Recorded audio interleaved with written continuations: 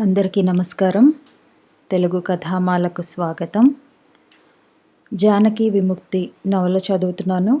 రాసిన వారు రంగనాయకమ్మ గారు. జానకి స్టవ్ మీద అన్నం పడేసి కాగితాలు పెన్ను తీసుకుని కూర్చుంది. విశాలాక్షి గారికి ఉత్తరం రాయాలని పొద్దుటి నుంచి ఆలోచన. జానకి తిరుపతి పెళ్లికి బయలుదేరిన తర్వాత జరిగిన సంగతులేమీ విశాలాక్షికి తెలియవు. నేను తిరుపతి నుంచే ఇక్కడికి వచ్చేసి ఉంటానని మీరు అనుకున్నారు కదూ. మా అమ్మ అక్కడికి రాలేదండి. మళ్ళీ విజయవాడే వచ్చాను. ఆ రాత్రి వచ్చేటప్పటికి మీరందరూ నిద్రపోతున్నారు అని మొదలుపెట్టి జరిగిందంతా రాసింది. అంత అర్ధరాత్రి బయటికి ఎందుకు పరిగెత్తిందో అంతవరకు ఎవరికీ చెప్పని విషయం కూడా ఆ ఉత్తరంలో రాసింది. హైదరాబాద్ వచ్చాక జరిగిన సంగతులన్నీ రాసింది. తల్లికి అన్నకి పోట్లాటలు, తను చావనన్నా చస్తాను కానీ అక్కడికి వెళ్ళనని చెప్పేయటం, మెళ్ళోంచి సూత్రాలు తీసేయటం అన్నీ రాసింది. మా అన్నయ్య పూట పూట నా గురించి మా అమ్మతో పోట్లాడుతున్నాడు. జానకి ఉండటం నీకు ఇష్టం లేకపోతే మేమిద్దరం వేరే ఉంటామని చెప్పేశాడు. మా అన్నయ్య ఎంత మంచివాడో నిజంగా నాకు ఇప్పుడే తెలిసిందండి. మీరెప్పుడూ అనేవారు మీ అన్నయ్య లాంటి అన్నయ్య ఉంటే నేను ఎప్పుడో వెళ్ళిపోదుననేవారు. ఉత్తుత్తి మాటలు అనుకునేదాన్ని. నిజంగా మా అన్నయ్యని నమ్ముకుని కళ్ళు మూసుకుని గంగలోకి దిగిపోవచ్చండి. అబద్ధం కాదు. అక్కడ మీతో నేను అనలేదు కానీ నెల తప్పిన సంగతి తెలిసినప్పటి నుంచి ఏదన్నా మందు వేసుకోవాలనే అనుకున్నాను. రైల్లో మూర్తిగారితో అంటే ఆయన మా అన్నయ్యతో అన్నారట. తర్వాత మా అన్నయ్య చాలా చెప్పాడు నాకు. తల్లిదండ్రులను బట్టి పిల్లల్ని అసహ్యించుకోవటం తప్పన్నాడు. ఈ పాటికే పుట్టి ఉంటే ఆ పిల్లని చంపేసుకుంటావా అన్నాడు. ఏం చేసేదానివి అన్నాడు. తర్వాత నేను మనసు మార్చుకున్నాను అనుకోండి. మా అమ్మతోటే గొడవగా ఉంది. పాపం మూర్తిగారు కూడా చాలా చెప్పారు. ఆయనే నన్ను తీసుకొచ్చారని, ఆయనే ఇదంతా చేశారన్నట్టు మాట్లాడింది. వాళ్ళకిచ్చిన డబ్బు కొంతన్నా తిరిగొస్తే బాగుండును అనుకుంటుంది. చేతిలో పడ్డ డబ్బు వెనక్కిచ్చే రకాలైన వాళ్ళు. అలాంటి వాళ్ళైతే ఇదంతా ఎందుకు వస్తుంది? ఆ డబ్బు పోయిందనే దిగులు నాకు లేదు కానీ నాకెంతో నచ్చే చీరలున్నాయండి అక్కడ. బట్టలన్నీ ఎంత జాగ్రత్తగా ఎంత శుభ్రంగా ఉంచుకునేదాన్నో. తెలుపు మీద చిన్న చిన్న గులాబీ మొగ్గల చీర చూసారా? క్రాస్ స్టిచ్ డిజైన్ లాగుంటుందే ఆ చీర నాకెంత ఇష్టమో. బాగా పాతదైపోయింది. చిరుగు కూడా పట్టింది. పాతబడ్డ కొద్దీ అందం వచ్చింది దానికి. అస్తమానం కట్టుకుంటే చిరిగిపోతుందేమోనని ఎప్పుడో కానీ కట్టేదాన్ని కాదు. చక్కగా ఉతికి కొంచెం గంజి పెట్టి తలంటుకున్నప్పుడు కట్టుకుంటే ఎంత బాగుండేదో. ఆ ఒక్క చీరన్నా వాళ్ళు తిరిగి ఇచ్చేస్తే బాగుండును. నేను వదిలిపెట్టి వెళ్ళిపోయానంటే ఆ చీరకి చాలా బెంగేస్తుందేమో అనిపిస్తుంది. దానికి ప్రాణం లేదు కదా అని ఎన్నిసార్లు అనుకున్నా ఏమిటో నా కడుపులో బెంగ తగ్గలేదండి. మొక్కల సంగతి అయితే మొరపే రావటం లేదనుకోండి. నేను కనపడకపోతే వాటికి బాధ వేయదంటారా? మొక్కలకి ప్రాణం ఉంటుందిగా. రోజు వాటిని చూసినట్టు కలలొచ్చినా బాగుండును. మీకు బాగా సంతోషం వేసే సంగతి ఒకటి జరిగిందండి ఇక్కడ. ఇందాక మా అన్నయ్య స్నేహితులు చాలామంది వచ్చారు. మూర్తిగారు కూడా వచ్చారు. వాళ్ళందరూ కమ్యూనిస్టు పుస్తకాల గురించి అప్పుడప్పుడు మాట్లాడుకుంటారట. మూర్తిగారు వాళ్ళకి చాలా విషయాలు చెప్పారు. మీరుంటే బాగుండునని ఎన్నిసార్లు అనుకున్నానో నేను. ఆడాళ్ల పనికి జీతమా బత్తెమా అనేవారుగా మీరు. జీతం ఉండాలా అని నేను అనేదాన్ని. అలాంటి సంగతులే మాట్లాడుతున్నారు వీళ్ళు. మీకైతే బాగా అర్థమయ్యేదేమో. నాకు అప్పుడేదో అర్థమైనట్టే అనిపించింది కానీ మీకు రాద్దామంటే ఏం రాయాలో తోచడం లేదు. ఆడవాళ్ళ సంపాదన ఆడవాళ్ళకి లేకపోబట్టే వాళ్ళు ఇన్ని ఇబ్బందులు పడుతున్నారని మూర్తిగారు అన్నారు. ఆ ఒక్క ముక్క అర్థమైంది నాకు. మీ సుశీల సంగతి గుర్తొచ్చి నిజమే కదా, ప్రమీల గారిలాగా సుశీలకి కూడా ఏదన్నా ఉద్యోగం ఉంటే బాగుండేది కదా అనిపిస్తోంది. సుశీలకే ఏమిట్లేండి, మీ పరిస్థితి అంతే, నా పరిస్థితి అంతే. చైనాలోనో ఎక్కడో గాని ఆడవాళ్ళకి కూడా ఉద్యోగాలు ఇస్తారట. ఎవరి సంపాదన వాళ్ళకుంటుందట. ఆ మాటలన్నీ వింటుంటే ఎంత బాగున్నాయో చెప్పలేనండి. మా అమ్మ కూడా అందరి దగ్గర కూర్చుని వింది. మనసులో ఏం తిట్టుకుందో గానీ. ఒకసారి మీరు స్త్రీ పుస్తకం చదివొచ్చి, ఈ పుస్తకం చదివాక నాకు వంట చేయబుద్దేయడం లేదన్నారు. గుర్తుందా? ఎల్లకాలం ఆడవాళ్లే వంట చేయాలా జానకి అన్నారు. అదేమిటి, ఆడవాళ్ళు చేయకపోతే మగాళ్ళు చేస్తారా అని నేను నవ్వాను. మీ మాటే నిజమైంది. కొంతకాలం పోతే ఆడవాళ్లే వంట చేయాలని ఉండదట. ఆడవాళ్ళు మగవాళ్ళు కలిసి అదో ఉద్యోగంలాగా చేస్తారట. మగాళ్ళు కూడా ఇంట్లో పనులు నిజంగానే చేస్తారట. అసలు ఇప్పటికే కొన్ని చోట్ల అలా ఉందట. ఇంకా చాలా విషయాలు మాట్లాడుకున్నారండి. కమ్యూనిస్టు పుస్తకాల్లో ఈ వంటల గురించి కూడా ఉండటం ఏమిటో నాకు చాలా ఆశ్చర్యం వేస్తోంది. మిమ్మల్ని వదిలేసి వచ్చేసానని నిన్నటి నుంచి చాలా దిగులేస్తోంది. మీరందరూ కూడా నాతో వచ్చేస్తే బాగుండును. మనందరం ఒక దగ్గరే ఉంటే ఎంత బాగుంటుందో. చంటివాణ్ణి చూడాలనిపిస్తోంది. మీరంతా ఎప్పుడు కనబడతారో మళ్ళీ.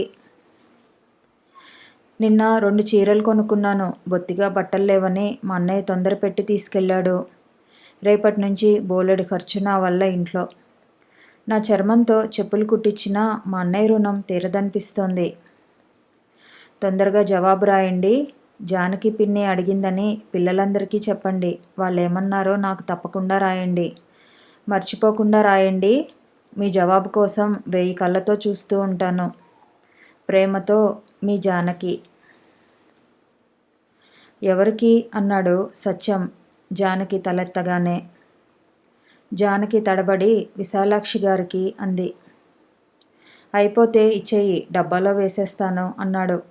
రాత్రి 9 దాటింది అప్పుడు. ఇప్పుడెందుకు? రేపొద్దున మన ఏదైనా పనిలో ఉండి మర్చిపోతే ఒక పూట ఆలస్యమైపోతుంది. అయిపోతే ఇచ్చేయరాదు? జానకి కాగితాలు మడిచి ఇచ్చేసింది. సత్యం కవర్ మీద అడ్రస్ రాసి అంటించేసి డబ్బాలో వేసేసి వచ్చాడు. తిరుగు పోస్టులో విశాలాక్షి దగ్గర నుంచి సమాధానం వచ్చేసింది. నువ్వు వెళ్ళగానే ఒక్క కార్డు ముక్కన్నా రాయలేదేమా అని తెగ ఎదురు చూస్తుంటే నీ ఉత్తరం వచ్చింది. సంగతులన్నీ తెలిసాయి. అర్ధరాత్రి పూట బయటికి పరిగెత్తేలాగా చేశాడన్నమాట. పెళ్ళామంటే పిలవగానే దగ్గరికి రాక ఏం చేస్తుందనుకున్నాడు కావును. మంచి పని చేశావు. చెప్పుతో కొట్టినట్టు చేశావు. దేవుడు నీ పక్షాన ఉన్నాడనుకో. క్షేమంగా చేరావు. జరిగింది తలుచుకుని బాధపడుతూ కూర్చోకు. అంతా నీ మంచికే జరిగింది. నాకు అలాగే అనిపిస్తోంది. నువ్వు వెళ్ళిన మర్నాడు 10 గంటలప్పుడు వెనక వాకిట్లోకి వచ్చాడు. బోడిగుండు చూసి ఈ మనిషి ఎవరా అనుకున్నాను ముందు. అంత చదువుకున్నవాడికి ఆ రోత పనేమిటి? జానకి రాలేదేమని నాకేమీ తెలియనట్టు అడుగుదామనుకున్నాను గాని ఆ మొహం చూడాలంటే అసహ్యం వేసి పలకరించకుండా ఊరుకున్నాను. 2 రోజుల్లోనే మీ అత్త వచ్చింది. ఆ మనిషికి బోడిగుండే. అబ్బా, ఇంత పెంట మనుషుల్ని నేనెక్కడా చూడలేదు బాబు. ఇద్దరూ గుళ్ళేసుకుని ఒకళ్ళ మొహం ఒకళ్ళు ఎలా చూసుకుంటారో. ఆవిడ రాగానే ఏమిటో కుమ్ములాడుకు చచ్చారు చాలాసేపు. తర్వాత వంట ప్రారంభించి మంచినీళ్ళ కోసం మా ఇంట్లోకి వచ్చింది. జానకి రాలేదేమండి అంటే ఒంట్లో బాగోలేదని అట్నుంచి అటే పుట్టింటికి వెళ్ళిందమ్మా అని ఎంత చక్కగా నటిస్తూ చెప్పిందో. నువ్వు వెళ్ళిపోయావు కాబట్టి బతికావు గాని లేకపోతే రోజంతా వీళ్ళ గుళ్ళు చూడాలంటే చచ్చిపోయేదానివి. నాకే కడుపులో తిప్పుతోంది వీళ్ళని చూస్తుంటే. మా పిల్లలు ఒకటే నవ్వులు వాళ్ళ గుళ్ళు చూసి. దేవుడు జుట్టేం చేసుకుంటాడోనన్న జ్ఞానమన్నా లేదు. ఏ కాయో పండో అయితే రుచున్నా చూస్తాడనుకోవచ్చు. ఏమోలే, జుట్టు కూడా భార్యలకి సవరాలు కట్టించుకుంటాడేమో. చాలామంది భార్యలుంటారుగా దేవుడికి. తేరగా వస్తే ఏదైనా పనికొస్తుందేమో. ఈ తల్లి కొడుకుల జుట్లు కూడా ప్రీతేగావును దేవుడికి. అలాంటి వాణ్ణి అసలు మనం పూజించడం ఏమిటి? మంచి వాళ్ళకి మంచి దేవుడు ఉండాలి. అలాంటి దేవుడి దగ్గరికి ఎవరన్నా చెడ్డవాళ్ళొచ్చి పూజలు అవి చేస్తుంటే ఆ దేవుడు పెద్ద మంటలో ఏవో పుట్టించాలి. అలాగైతే భలే బాగుంటుందిలే. ఒక్కోసారి ఆలోచిస్తుంటే అసలు దేవుడు చెడ్డవాళ్ళ పక్షానే ఉంటాడేమో అనిపిస్తోంది. లేకపోతే లోకంలో న్యాయం ఎక్కడుంది? చెడ్డవాళ్లే సుఖపడి మంచి వాళ్ళందరూ బాధలు పడుతున్నారు. ఏమిటో ఇదంతా ఏమీ అర్థం కాదు. అంతా పిచ్చిలాగుంది. వాళ్ళకో పిచ్చి అయితే మనకో పిచ్చి.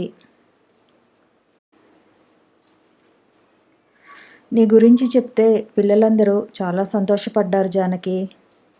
జానకేది అని చంటివాణ్ణి అడిగితే గేటు వైపు చూపించి ఓ పోయింది అంటున్నాడు. దొంగ వెధవ. నువ్వెళ్ళటం వాడసలు చూడనే లేదు. వెళ్ళిపోయే వాళ్ళందరూ గేట్లోంచి వెళ్ళిపోతారని వాడి ఊహ. మాటలు సరిగా రావటం లేదింకా. నీకు తెలుసుగా. నువ్వెళ్ళి ఎన్నాళ్ళో అయిపోయినట్టు రాస్తున్నాను చూడు. నిజంగా చాలా రోజులైపోయినట్టుంది జానకి. అక్కడ సుఖంగా ఉన్నావు కదా అని సరిపెట్టుకుంటున్నాను కానీ నువ్వు లేకపోవటం ఎంత దిగులుగా ఉందో చెప్పలేను. ఉద్యోగానికి వెళ్ళే మనిషి కదా, ఎప్పుడంటే అప్పుడు మాట్లాడడానికి వీలుండదు. నువ్వుంటే అస్తమాను ఏదో ఒకటి మాట్లాడేవాళ్ళం. నీ బాధ నాతోటి, నా బాధ నీతోటి చెప్పుకుంటేనన్నా తీరేది. అప్పుడప్పుడు మా సుశీల వచ్చినా బాగుండును. ఆ ఆశే లేదు. దానికి ఆ చెరా తప్పదు. నా సోదికేం గాని నువ్వు గట్టున పడ్డావని సంతోషంగా ఉంది జానకి. నాకే అంత మంచిదారి దొరికినట్టుగా అనిపిస్తోంది. మొక్కల గురించి బెంగ అక్కర్లేదులే. చిన్ని వాళ్ళు నీళ్లు పోస్తున్నారు. రోజు నీళ్లు పోస్తామని పిన్నికి రాయి అంటున్నారు. వాటి బతుకు అవి బతుకుతాయిలే. నీ బతుకు నువ్వు బతుకు. పాత చీర కోసం అంత దిగులు పడుతున్నావేమిటి పిచ్చిదానిలాగా? నీ ఆడబిడ్డ దాన్ని ఎడం చేత్తోనన్నా ముట్టుకోదు. ఏ గిన్నెలతనుకో పడేస్తారు. ఏ పేద మనిషో కట్టుకుంటుంది 10 రోజులు. అందుకు సంతోషించు. నీకు పాత చీరల మీద మొక్కల మీద బెంగేస్తోంది కానీ అతని మీద బెంగలేదు కదూ. ఎంత దురదృష్టవంతుడో. పాత చీరపాటి విలువ చేయలేకపోయాడు. 3 ఏళ్ల కాపురం చేసిన భార్య మనసులో ఆ మాత్రం ఇష్టం సంపాదించలేకపోయాడు. అదంతా అతనికి పట్టదులే. డబ్బు మూట దక్కితే చాలు. నేనెప్పుడో అన్నానా లేదా? మీ అన్నయ్య లాంటి మనిషి ఉండరని. 100కో 1 ఒక్కరుంటారు. అందరూ ఎవరి సుఖం వాళ్ళు చూసుకునే వాళ్లే గాని రెండో మనిషి కష్టసుఖాలు ఆలోచించే వాళ్ళెవరమ్మా ఈ రోజుల్లో? తల్లి అయినా చూడరు, చెల్లెలైనా చూడరు. కన్నపిల్లల్నే చూడ్డం లేదు మా ఆయన. పిల్లలు ఏం తింటున్నారో, ఎలా ఉంటున్నారో ఎన్నడన్నా పట్టించుకున్నాడా? తన సంతోషం తనది, తన తిరుగుళ్ళు తనవి. వారం రోజుల నుంచి ఊళ్ళో లేడిప్పుడు. ఖరగ్పూరో ఏదో వెళ్ళాడు. అక్కడేదో పనుందట. ఆయన పని మనకి తెలియదా? బెజవాడ మనిషికి అస్తమాను ఖరగ్పూర్లోనో, గుల్బర్గాలోనో, వల్లకాట్లోనో ఏం పనుంటుందో అర్థం కాదసలు. ఆ మనిషి ఇంట్లో లేకపోతేనే సుఖంగా ఉందనుకో. ఆఖరికి ఇలా అలవాటు పడ్డాను. మూర్తిగారి దగ్గర ఏమన్నా పుస్తకాలు తెప్పించుకుంటాను. ఏం చేయడానికి ఉత్సాహం ఉండటం లేదు జానకి. నువ్వు రాసిన ఆ కమ్యూనిస్టు సంగతులవి చదివితే నాకేమీ సంతోషం అనిపించలేదు. ముందు ముందు రోజుల్లో ఆడవాళ్ళ బతుకులేవో మారిపోతాయన్నట్టు రాస్తే నాకు నవ్వొచ్చింది. ఎప్పటికి రాను ఆ ముందు ముందు రోజులు. ఎన్ని వందల సంవత్సరాల నుంచి నడుస్తోందో లోకం ఇలాగా. ఎవరు మారుస్తారు దీన్ని? అన్నీ పిచ్చి మాటలు. నువ్వు ఈ నరకంలోంచి బయటపడ్డావు కాబట్టి అదంతా నేడో రేపో జరిగేలాగా నీ మనసుకు అనిపిస్తోందేమో కానీ నాకైతే అందులో ఒక్క ముక్క నమ్మబుద్ధే లేదు సుమా. మంత్రాలకు చింతకాయలు రాలుతాయా అని రేపేదో జరుగుతుందని మాటలు చెప్పుకుంటే జరిగిపోతుందంటావా? ఒక్కోసారి ఎంత విరక్తి ముంచుకొస్తుందో. అలా చెయ్యంలే గాని నేను పిల్లలు విషం మింగితే హాయిగా కళ్ళు మూసేయొచ్చు అనిపిస్తుంది. నీకు దారి దొరికిందమ్మా. మాకు దారి లేదు. ఇంకో ఏడాదికో 2 ఏళ్లకో మా బతుకులు మెరుగవుతాయనే ఆశ లేదు. అందరం కలిసి పెద్ద పిల్లాడి సంపాదన కోసం ఎదురుచూస్తున్నాం. వాడి వయసు ఎంతనే? అంతా కలిసి 18 ఏళ్ళు లేవు. ఒంట్లో ఏం ఓపికుంది వాడికి? రోజు చారునీళ్ళు. ఈ మధ్య పాలు కొనడం లేదు. ప్రమీలే కొంచెం మజ్జిగ పోస్తోంది. వద్దన్నా వినకుండా పూట పూట ఇంట్లో పెట్టి వెళ్తోంది. ఎన్నాళ్ళు గడుస్తుంది ఇలాగా? శేషు ఇంకా ఉద్యోగం చేసి డబ్బు పట్టుకురావడం లేదని తండ్రికి గుర్రుగా ఉంది. ఇలాంటి తండ్రికి గడ్డి పెట్టేవాళ్ళు లేరమ్మా లోకంలో. ఇదేమిటని నిలదీసి అడిగేవాళ్ళు లేరు. నీ డబ్బు, నీ బట్టలు, నీ సామాన్లు లాగేసుకుని నిన్ను వెళ్ళగొడితే ఆ మనిషిని దండించేవాళ్ళు లేరు. ఇలా ఉంది లోకం. ఎప్పుడు మారుతుందంటావు? ఎప్పుడో మారాలా? ఇప్పుడే మారకూడదు? ఇప్పుడే రాకూడదు ఆ కమ్యూనిజమో ఏదో? ఇంతింత ఘోరాలు ఎలా చలామణి అవుతున్నాయో బోధపడటం లేదు. ఏ సంగతి ఆలోచించినా పిచ్చెత్తినట్టు అనిపిస్తోంది. మా ఇంట్లో పరిస్థితి రోజురోజుకి ఘోరమైపోతోంది. కుట్టు మిషన్ అన్నా కొనుక్కుందామా అంటే అది మాత్రం 10 పరక్కో వస్తుందా? ప్రమీల దగ్గర కొంచెం అప్పు తీసుకుని వాయిదాల పద్ధతి మీదన్నా కొందామని చూస్తున్నాను. మగాళ్ళైతే ఎంతెంత ఉద్యోగాలు చేసుకుంటారో. జడ్జీలు, కలెక్టర్లు, మినిస్టర్లు అన్నీ వాళ్లే అవుతారు. ఆడవాళ్ళు మాత్రం ఏ గుడ్డలు కుట్టుకోవటమో, అప్పడాలు ఒత్తుకోవటమో, కోళ్ళని, కుక్కల్ని పెంచుకోవటమో చేసుకు బతకాలి. ఏమిటో జానకి, ప్రపంచంలో ఎక్కడా న్యాయం లేదు. ఏది చూడబోయినా దేనికి దగ్గలోసుకు దానికే ఉంటుంది. ఎవరినడగాలి? దేవుడుంటే వాణ్ణడగాలి. అది సందేహంగానే ఉంది నాకు ఈ మధ్య. మొన్న 2వ తారీఖుకి నా పెళ్ళయి 19 ఏళ్ళు నిండాయి. ఆలోచిస్తుంటే ఎంత ఆశ్చర్యం వేస్తోందో. ఆయనకి నా మీద మమకారం లేదు. నాకు ఆయన మీద మమకారం లేదు. ఒక్క కొంపలో పడి ఉన్నాం 19 ఏళ్ల నుంచి.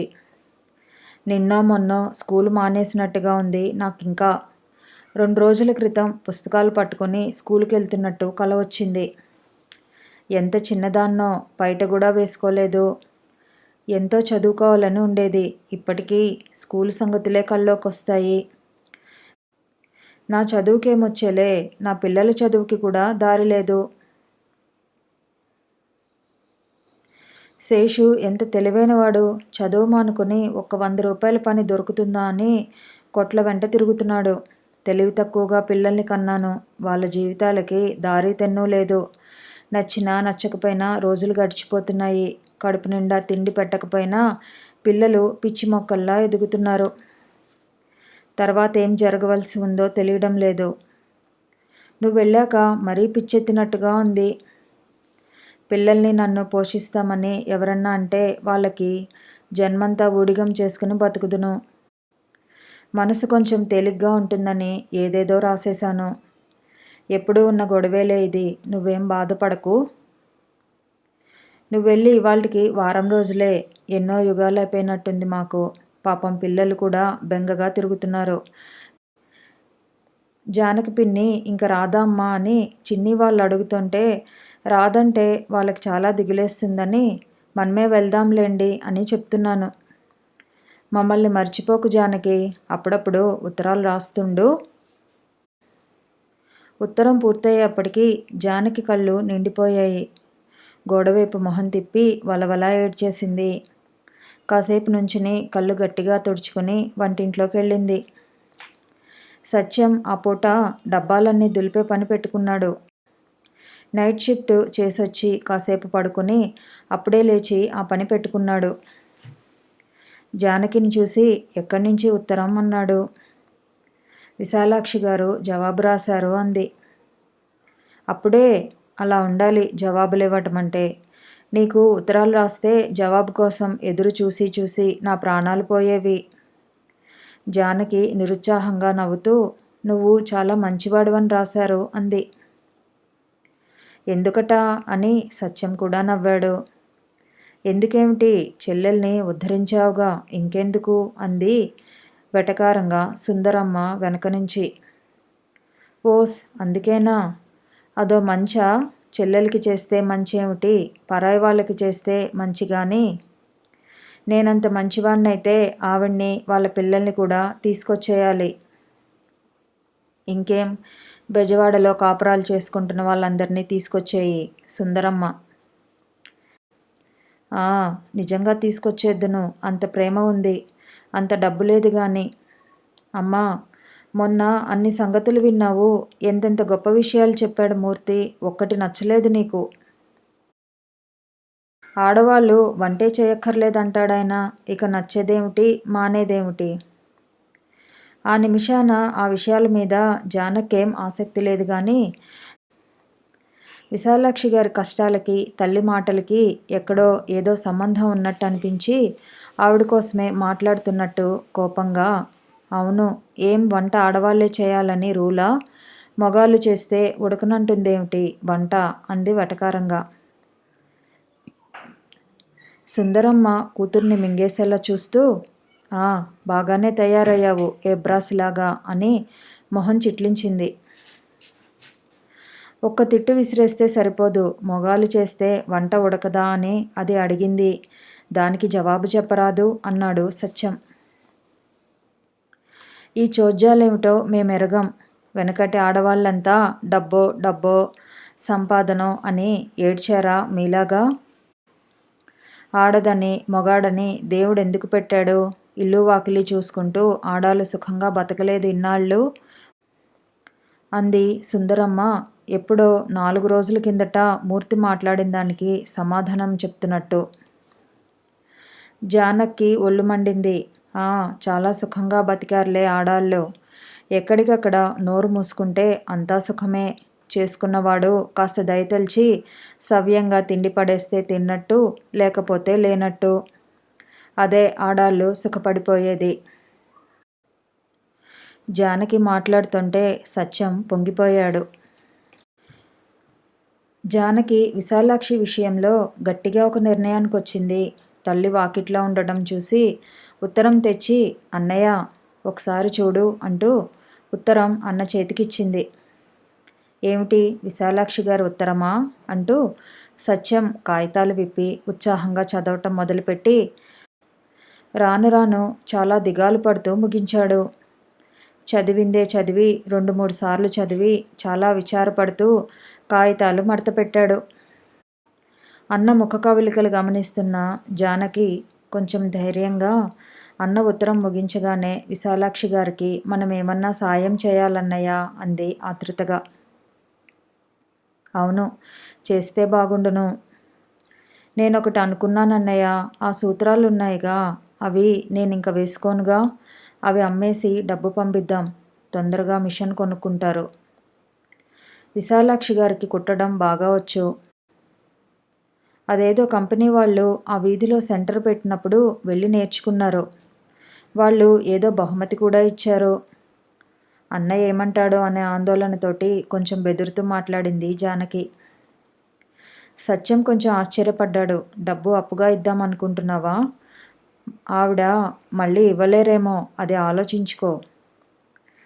అప్పుగా కాదు, ఆవిడ మళ్ళీ ఇవ్వాలని కాదు. సత్యం ఆశ్చర్యంగా చూశాడు. అప్పుగా కాదా? అప్పేమిటి? ఆవిడ ఎంతో బాధల్లో ఉన్నారన్నయ్య. ఆ ఉత్తరం చదివినప్పటి నుంచి నాకు ఏడుపొచ్చేస్తోంది. అవును, అలాగే చెయ్యి. అయితే అమ్మతో చెప్పు, ఇవాళే అమ్మేద్దాం. అమ్మ సరిగా అర్థం చేసుకోదేమో. చెప్పకపోతే ఏం? రేపెప్పుడైనా ఆ బంగారం ఏదైనా అడిగితే అప్పుడు చెప్తాను. చాలా పిరికితనం జానకి అలా చేస్తే. మనలో మనకి రహస్యాలెందుకు? ఒక మంచి పని చేయాలనుకున్నావు, చేస్తావు. పైగా ఆ వస్తువు నీదే కూడాను. నీ వస్తువు నీకు ఇష్టం వచ్చినట్టు చేసుకోవటానికి అంత జంకెందుకు? అమ్మకి ఇష్టం ఉన్నా లేకపోయినా ఇప్పుడు చెప్పితేనే తనకి చెప్పే చేశావని సంతోషిస్తుంది. లేకపోతే రేపెప్పుడన్నా చెప్తే నాకు మాట మాత్రం కూడా చెప్పకుండానే అంత పని చేశావా అని చాలా బాధపడుతుంది. తిడితే 2 తిడుతుంది. ఇప్పుడే చెప్పు. విశాలాక్షి గారికి డబ్బు ఇవ్వాలని నిజంగానే అనిపిస్తోంది కదా నీకు? జానకి ఏడుపు మొహం పెట్టి, వాళ్ళందరినీ ఇక్కడికి తీసుకొచ్చేయాలనిపిస్తోంది ఆ ఉత్తరం చూసినప్పటి నుంచి అని ఏడుపుతో మాట్లాడలేకపోయింది. అయితే అమ్మకి చెప్పేయి, ఒక మంచి పని చేయడానికి భయం ఏమిటి? ఇంత చిన్న పని చేయకపోతే ఇంకెందుకు పనికొస్తాం? అమ్మకి సాయంత్రం చెప్తాను. కథ కొనసాగుతుంది. మళ్ళీ కలుసుకుందాము. ఈ వీడియో నచ్చితే లైక్ చేయండి, షేర్ చేయండి, కామెంట్ చేయండి. ఛానల్ని సబ్స్క్రైబ్ చేయండి.